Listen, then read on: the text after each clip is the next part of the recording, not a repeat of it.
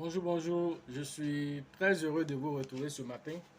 Parler de l'actualité de la crypto-monnaie et du monde merveilleux de la blockchain. Donc, ce matin, nous allons parler du roi des crypto-monnaies qu'on appelle le Bitcoin. Et nous allons vérifier, voir si est-ce possible que le Bitcoin atteigne un jour les 1 million de dollars. Nous allons faire l'analyse fondamentale, voilà, de cette assertion et chacun d'entre vous va aller ensuite faire ses propres recherches pour confirmer ou infirmer cela. Voilà, l'un dans l'autre, nous restons focus dans le monde de la crypto-monnaie.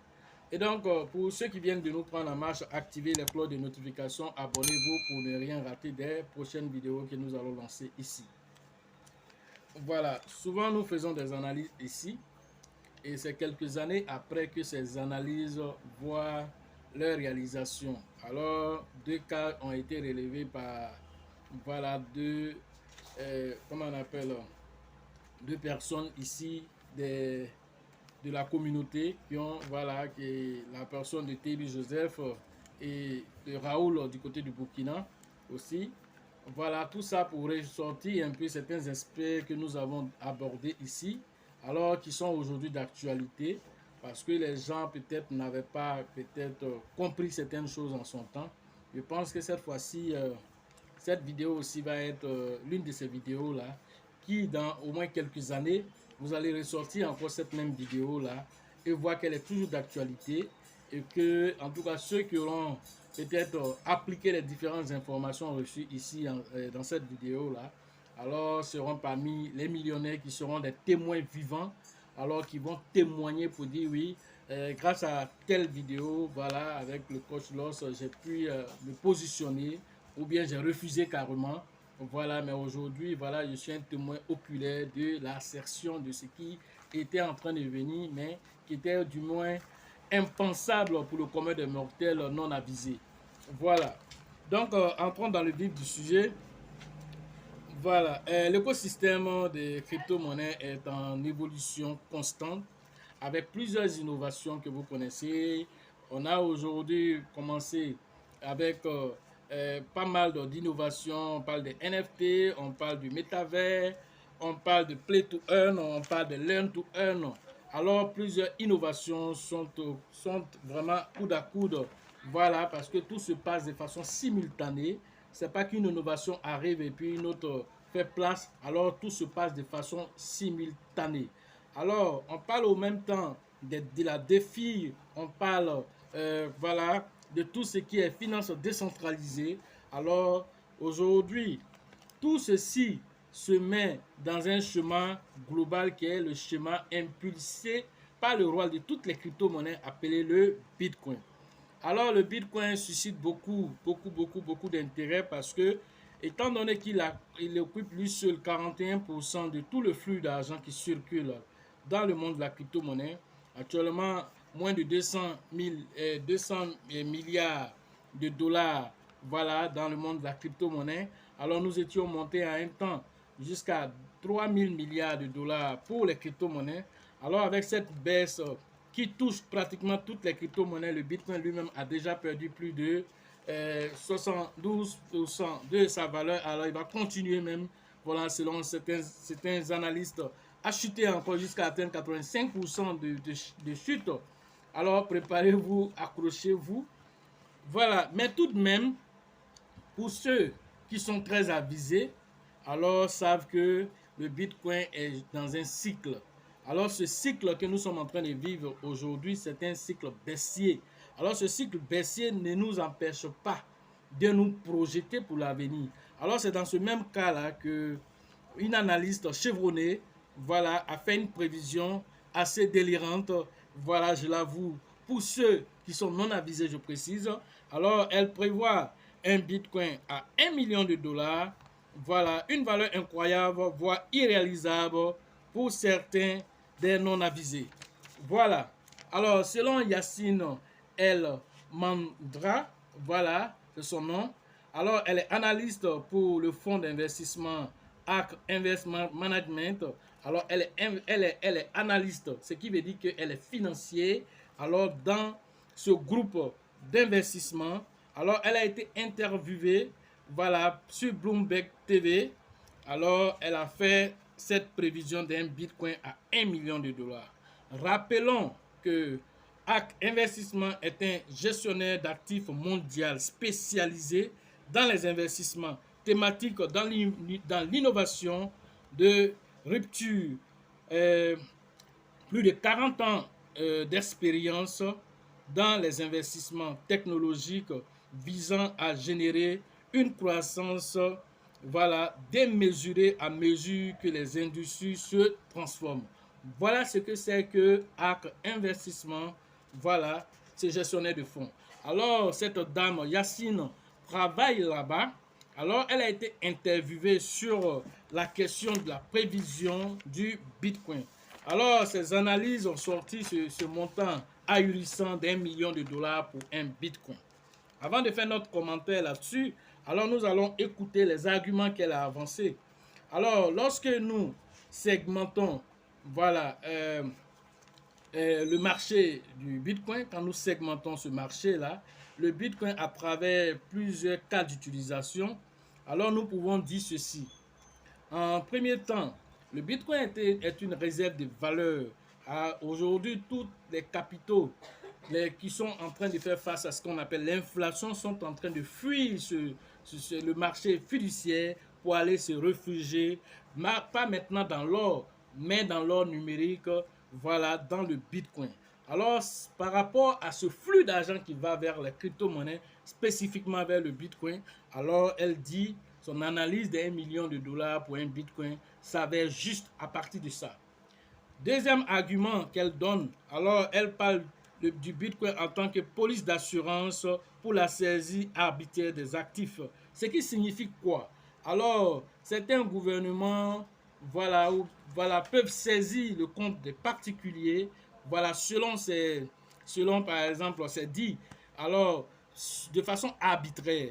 Ou bien même, comment on appelle, une banque peut saisir le compte d'un particulier sur un motif qu'elle juge, voilà, elle-même, voilà, ce motif-là, que bon, voilà, cette personne-là, elle trouve que c'est pas peut-être une personne solvable. En tout cas, elle peut donner toutes sortes de raisons possibles, mais geler le compte de la personne.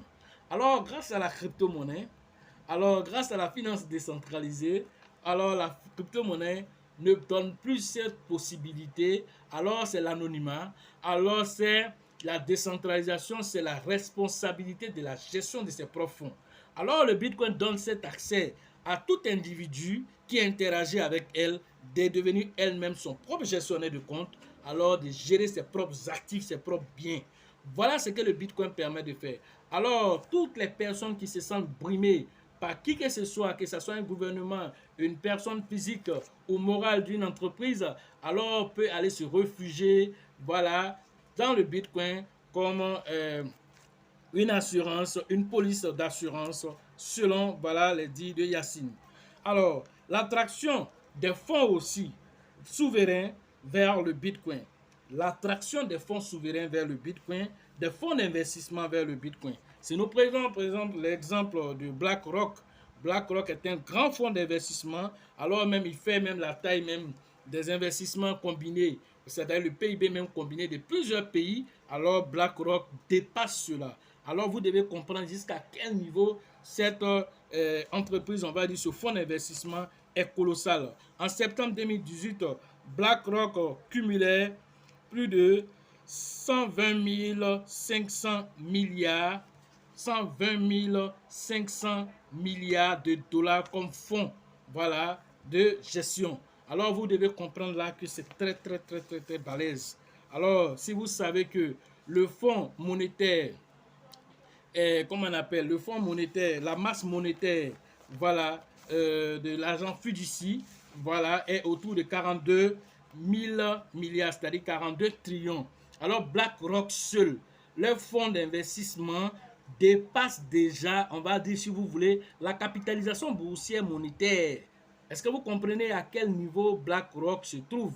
Alors, c'est pas n'importe qui, mais eux, ils travaillent pour le moment dans on va dire 90% ils travaillent dans la monnaie fiduciaire. Alors imaginez-vous qu'un tel fonds d'investissement va allouer seulement que 10% de ce flux d'argent qui rentre là-bas, il alloue ça aux crypto-monnaies, notamment au Bitcoin. Alors vous imaginez ce qui va se passer. C'est fort de tous ces constats-là que la dame analyste de fonds d'investissement chez ARK Investment alors a fait cette analyse en disant que voilà, un Bitcoin peut atteindre voilà, autour de 1 million de dollars. Alors, si nous regardons les fonds d'investissement tels que Bloomberg, tels que MicroStrategy et plusieurs autres fonds d'investissement qui aujourd'hui ont alloué même des services entiers spécialisés simplement sur la blockchain et les crypto-monnaies pour les investissements de leurs utilisateurs. Voilà, alors souvent c'est comme on appelle les gars comme les micro-stratégies. Voilà, ce sont des fonds d'investissement qui sont utilisés même par des fonds souverains, c'est-à-dire des institutions, des pays qui viennent là-bas pour pouvoir investir.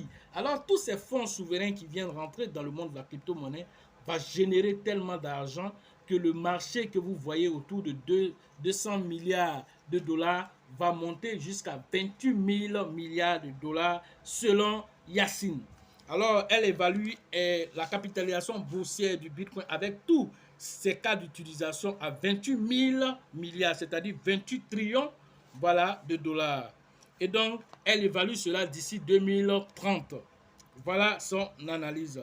Alors, ce qui se traduit par 28 000 milliards de dollars, comme à 28 000 milliards de dollars, ce qui se traduit par 28 trillions de dollars qui vont envoyer un Bitcoin, traduction d'un Bitcoin à 1 million de dollars. C'est-à-dire que quand on va atteindre, autrement dit, quand on va atteindre les 28 000 milliards de dollars pour la capitalisation boursière de toutes les crypto-monnaies, alors ce qui va traduire qu'un Bitcoin pourra être en ce moment précis selon ces analyses à 1 million de dollars.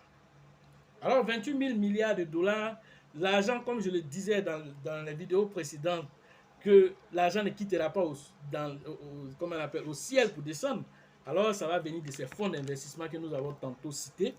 Alors si tous ces fonds d'investissement commencent à mettre une grande partie de leurs fonds dans la crypto-monnaie, alors les 28 000 milliards seront même peut-être dépassés. Alors ce qui veut dire qu'un Bitcoin à 1 million de dollars alors devient plausible. Voilà ça, son analyse. Ce qui fait que l'ensemble du marché de l'or, l'ensemble du marché, c'est-à-dire que des crypto-monnaies, fera 3 fois l'ensemble du marché de l'or. C'est-à-dire l'ensemble en ce moment, l'argent, le flux d'argent qui va circuler dans les crypto-monnaies sera 3 fois l'ensemble du marché de l'or. Cela rapproche le Bitcoin, voilà, d'un market cap, voilà, d'un market cap des monnaies fiduciaires qui est déjà à 42 trillions de dollars, voilà, en mars 2022, la masse monétaire mondiale. Voilà ce qui est dit par Yacine. Voilà. Alors, selon elle, quand on voit aussi l'inflation qui est en train de progresser, hein, qui va atteindre même les 2 chiffres, alors elle envisage que cela devient possible. Quand nous savons que déjà l'inflation est à 5,6% déjà pour septembre 2022, alors vous devez comprendre déjà que le Bitcoin est en train d'aller très très loin. Pourquoi? Parce que c'est ce côté inflationnel de la monnaie fiduciaire fait que les gens vont faire ce qu'on appelle les fuites de capitaux du côté de la monnaie fiduciaire pour aller au niveau des crypto-monnaies. Alors quand on parle d'inflation, alors j'ai fait pas mal de vidéos, j'ai abordé le sujet. Quand on parle d'inflation, alors beaucoup de personnes ne savent pas c'est quoi l'inflation. Ils se demandent mais inflation, ça ne nous parle pas. Alors l'inflation, ça te dit que ton pouvoir d'achat va diminuer. L'argent que tu donnes pour aller faire le marché, alors si tu donnais 3 000, 5 000 pour aller faire le marché, tu vas devoir donner 10 000 si tu veux avoir une bonne sauce. Voilà ce que ça signifie. Alors, hier, je échangeais avec le boutiquier du quartier qui me disait, ah patron, vraiment, ça devient compliqué, hein. Peut-être que nous, on va rentrer au pays. Il dit, mais pourquoi? Mais le marché devient difficile. Il dit, mais comment cela se traduit comment? Il dit, ah bon, on ne comprend pas. Le bidon d'huile, je partais prendre à 25 000. Après, c'est passé à 26 500. Je m'en vais encore, la dernière fois, on me dit maintenant 29 000. Mais on va où avec tout ça? Et voilà, quand vous ne comprenez pas ce qu'on appelle l'inflation, voilà l'inflation qui vient de toucher ton boutiquier du quartier. Alors si ça a touché le boutiquier du quartier, ça va toucher moi, ça va te toucher toi. Voilà ce que ça veut dire.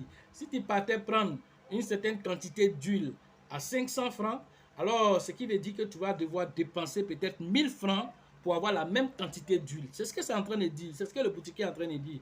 Il dit, mais je te dis que ce n'est pas l'huile seulement, ça touche le riz, ça touche, comment on appelle, le sucre, que nous prenions en moins comment on appelle, au départ, on prenait en moins de 30 000 francs le sac. C'est passé à 30 000. On s'est dit, bon, c'était le plus haut. Mais actuellement, nous sommes à 40 000 francs pour un sac de sucre. Alors, vous devez comprendre que ce sont des choses d'utilité, on va dire, basiques. Alors, si ces choses d'utilité basiques commencent à être touchées par l'inflation, alors l'inflation mondiale qui est autour de 5,6, alors va toucher, en tout cas, jusqu'à dans nos assiettes. Voilà ce que ça veut dire. Quand on dit ces chiffres, tu dis que c'est en haut là-bas, ça reste. Mais quand ça quitte en haut, ça touche, voilà, au niveau, comment on appelle, sous-régional, ça quitte là-bas, maintenant ça vient au niveau national, ça quitte là-bas, mais ça vient chez toi à la maison. Voilà de quoi nous sommes en train de parler. Et quand on dit ça vient chez toi à la maison, ça veut dire ton argent que tu as déposé dans une banque, au lieu qu'il fasse une progression, voilà, de 5,6% annuel, il a régressé, c'est-à-dire ils ont fait moins 5,6% de ton argent. Voilà ce que ça veut dire. La valeur de ton argent a été réduite de 5,6%. Voilà ce que ça signifie l'inflation. Au lieu que ton argent qui est déposé continue à prendre de la valeur, il ne fait que se déprécier avec le temps. Alors, si tu continues de maintenir cette cadence sans chercher à diversifier comment on appelle, ta façon d'investir et que tu rentres dans les anciens chemins, alors ton argent qui est déposé dans une banque là-bas, si tu prévoyais pour dire je vais prendre ça pour construire une maison, alors c'est une cabane que tu vas construire à la fin. Si c'était duplex que tu voulais construire, tu ne pourras plus construire duplex avec le même montant. C'est cabane que tu vas construire. Pourquoi? Parce que l'argent est devenu petit. Alors le ciment a pris de la valeur. Alors la tonne de ciment a évolué. Tout ce qui est le matériel de ciment a évolué. Donc tu peux plus prendre la même quantité d'argent là, aller construire un duplex que tu voulais faire. Voilà ce que ça signifie l'inflation. Alors tout ça pour sortir de ce chemin, alors la crypto-monnaie est pour toi vraiment l'ultime secours où tu dois venir investir. On parle du Bitcoin, on parle de l'ensemble en même temps des crypto-monnaies, alors qu'il devient pour toi la bouée de sauvetage pour que tu puisses t'en sortir. Et maintenant, si tu ne prends pas tout ça au sérieux, alors je ne pourrai plus rien faire que de constater que voilà, ton argent en train de fondre, voilà, comme, voilà, comment on appelle, beurre de karité qu'on met au soleil là. Voilà, ton argent en train de fondre comme beurre de karité qu'on met au soleil. Voilà ce qui est en train de se passer, c'est ce qu'on appelle l'inflation. Et donc, qu'est-ce que tout ça peut vraiment nous donner comme attitude? L'attitude qu'il faut avoir ici, c'est très simple. Parce que déjà, son analyse est tellement juste que nous avons tellement prôné ça ici. Même Da Vinci, qui avait déjà dit ça en son temps, voilà, celui qui a connu le Bitcoin à 1 dollar, voilà, il avait dit que, voilà, lui-même, il a dit d'ici 2025. Il n'a même pas dit 2030. Elle s'est projetée pour 2030 pour un Bitcoin à 1 million de dollars. Da Vinci a dit un Bitcoin à 1 million de dollars 2025. Lui, il a dit tout près ici 2025. Est-ce que vous voyez? Alors, lui-même, et puis encore, Da Vinci n'a même pas dit 1 million, il a dit 5 millions. Lui, il est allé plus loin, il a dit 5 millions de dollars pour un Bitcoin. C'est extraordinaire. Alors, tout ça, est-ce que nous devons cracher sur tout ça pour dire non, tout ça, bon, c'est vraiment trop spéculatif, c'est des choses irréalisables. Donc, celui qui n'a pas connu un Bitcoin à 2000 dollars, c'est normal, un non averti, il peut se lancer dans ce genre de spéculation. Alors, nous avons vu un Bitcoin à 2000 dollars, on a vu un Bitcoin à 800 dollars. Alors, sans expérience, on a vu, on ne comprenait rien dedans, jusqu'à ce qu'il atteigne les 20 000 dollars pendant que nous avions dit ici. Alors, on a vu un Dogecoin à 3 0 après la virgule, il est à 1 0 après la virgule. Alors, tout ça, on vous parle aujourd'hui. Si aujourd'hui, tu vois un Shiba à 4 0 après la virgule, dans 5 ans, alors un Shiba sera peut-être à 0,01 ou bien à 0,1 dollar. C'est pas en ce moment-là, tu vas venir dire, ouais, la vidéo, on nous avait dit, mais on t'a dit là, est-ce que tu as anticipé? Pendant que tu vois un Bitcoin à 19 000 dollars, on te dit c'est un individu qui peut aller entre 1 million et 5 millions. Alors, qu'est-ce que tu as fait pour anticiper cela? Tout ça, ça dépend de toi maintenant. Quelle stratégie tu as mis en place? Sur quoi? On ne dit pas d'aller remplir ton trésor, aller de n'importe quoi pour dire t'asseoir, rêver, mentir aux gens là-bas. Non. On te dit, faut préserver non seulement tes acquis, et puis il faut te projeter avec des pièces assez intéressantes, en notamment même le Bitcoin en tant que premier actif. Le reste maintenant, tu peux diversifier maintenant ton portefeuille. Voilà comment on te parle. Et on a donné plein de cas de figure ici. Un baby doge peut être facilement à 4 0, 3 0 après la virgule. Voilà, un Raka à 5 dollars, 1 dollar, 5 dollars. Hein? Arriva peut être entre 5 et 10 dollars. C'est des choses qui peuvent. Un Polkadot peut être à 1000 dollars. Un Ethereum peut être à 100 000 dollars. Si un Bitcoin atteint 1 million de dollars, alors l'Ethereum peut être à 100 000 dollars. Un BNB peut être à 10 000 dollars pendant qu'il a 200 dollars devant toi ici. Est-ce que vous voyez? Un cake qui est en train de tourner dans les 4-5 dollars peut te donner facilement un 300 dollars. Alors, ce sont des choses qui peuvent venir frapper à ta porte si tu ne sais pas anticiper, si tu ne sais pas faire montre d'une certaine réflexion pour aller pousser toi-même tes réflexions et essayer de faire des analyses, à chercher maintenant à te positionner, à sécuriser aussi tes acquis pour que ces objectifs-là deviennent une réalité et que tu dises oui, j'ai été informé, mais je n'ai pas été un sceptique instinctif pour attendre que les choses arrivent d'abord, un saint Thomas avant de croire. Alors j'ai cru sans avoir même bien compris tout ce qui se passe, mais je me suis positionné parce que c'était la chose à faire de façon naturelle. C'est la chose à faire de façon naturelle. Voilà ce que on pouvait vous dire ce matin sur cette assertion d'un Bitcoin à 1 million de dollars. Alors, c'est des choses qui sont plausibles. Tout va dépendre, le temps nous dira ce qui va se passer. Mais aujourd'hui, tout ce qui est en train de se passer autour de vous, tel que le Salvador, qui est un pays légalisé pour le Bitcoin, la Centrafrique, un pays légalisé du Bitcoin.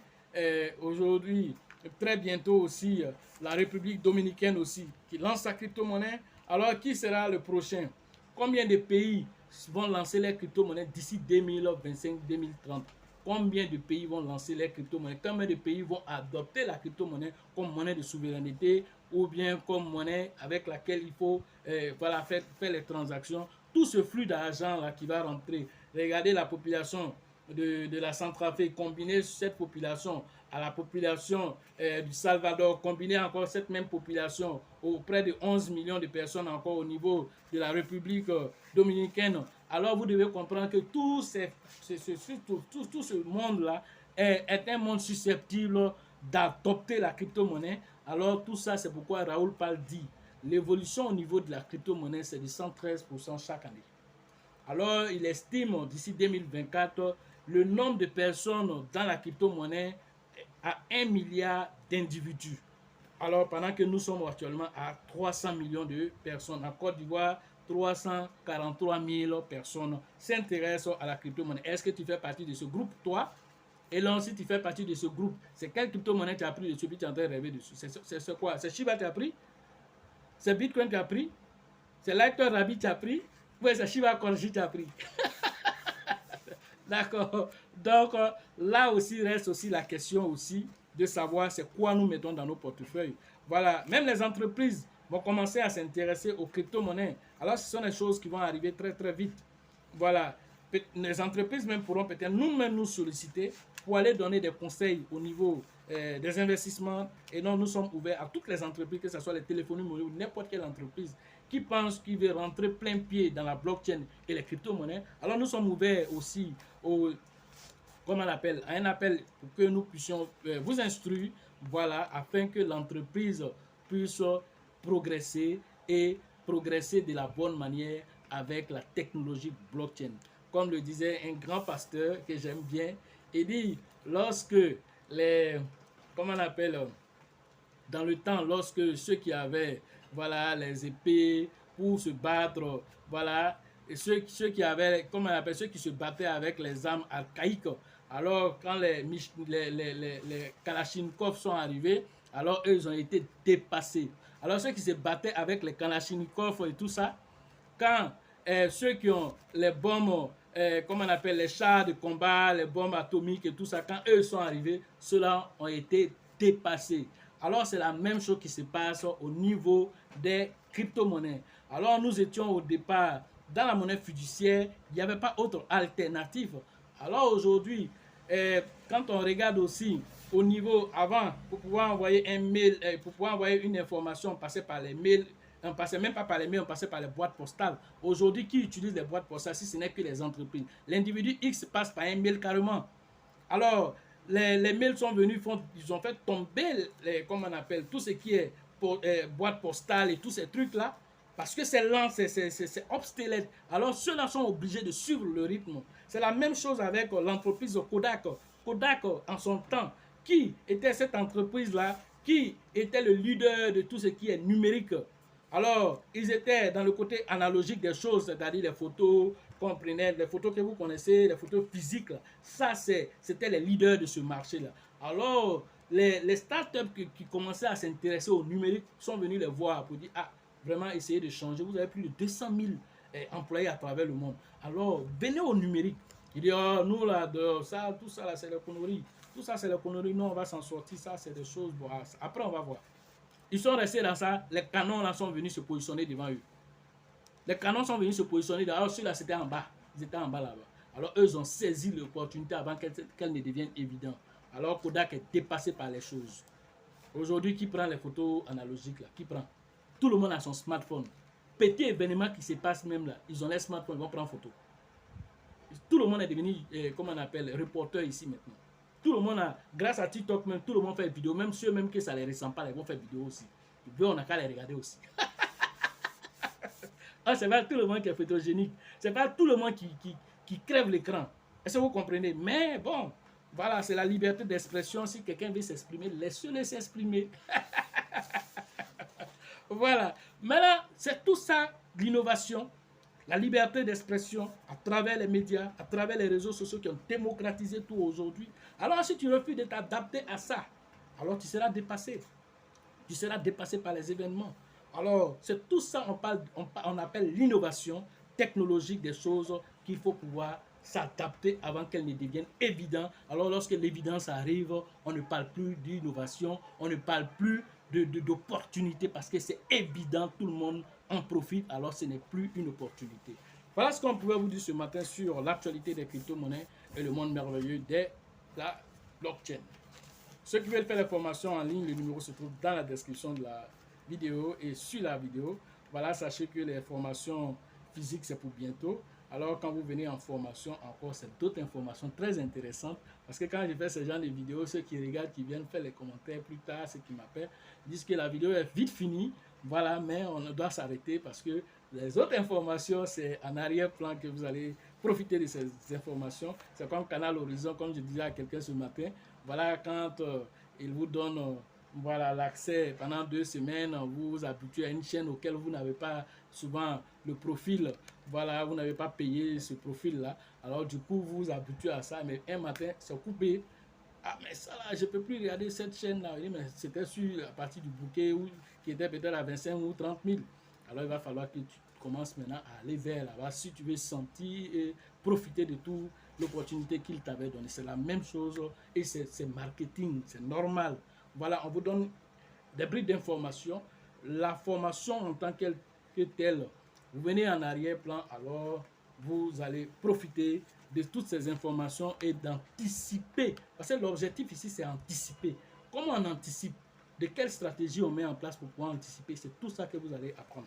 Voilà. Donc la formation au niveau d'Abidjan, alors rentrez en contact avec le leader Elisabeth, le leader Bill et le leader Georges pour les différentes inscriptions prévues le 29, le 30 octobre et le 1er novembre. La formation au niveau voilà, de San Pedro, c'est le 17 et le 18 novembre prochain à San Pedro. Rentrez en contact avec le leader Tebi Joseph et le leader Sengo pour vos différentes inscriptions. Au niveau de Mans, rentrez en contact avec le leader voilà, qu'on appelle Nyawa pour vos différentes inscriptions. La formation au niveau de Korogo, c'est avec le grand leader qu'on appelle JJ que vous devez interagir. La formation au niveau d'Azopé, c'est avec Yves le Prince que vous devez interagir pour vos différentes inscriptions. Au niveau d'Abengourou, rentrez en contact avec le grand leader qu'on appelle Yapi pour vos différentes inscriptions. La formation au niveau voilà, de Daoukro, rentrez en contact avec le grand leader qu'on appelle Yaya pour vos différentes inscriptions. Au niveau de l'international à Ouagadougou, rentrez en contact avec le grand leader Dieudonné pour les différentes inscriptions. La formation au niveau de la RDC, rentrez en contact avec le grand leader qu'on appelle Faustin pour vos différentes inscriptions. Au niveau du Sénégal, voilà où nous serons, Inch'Allah, aussi visiter l'île de Gorée. Voilà, alors rentrez en contact avec le grand leader que nous appelons Mahama pour les différentes inscriptions au Sénégal.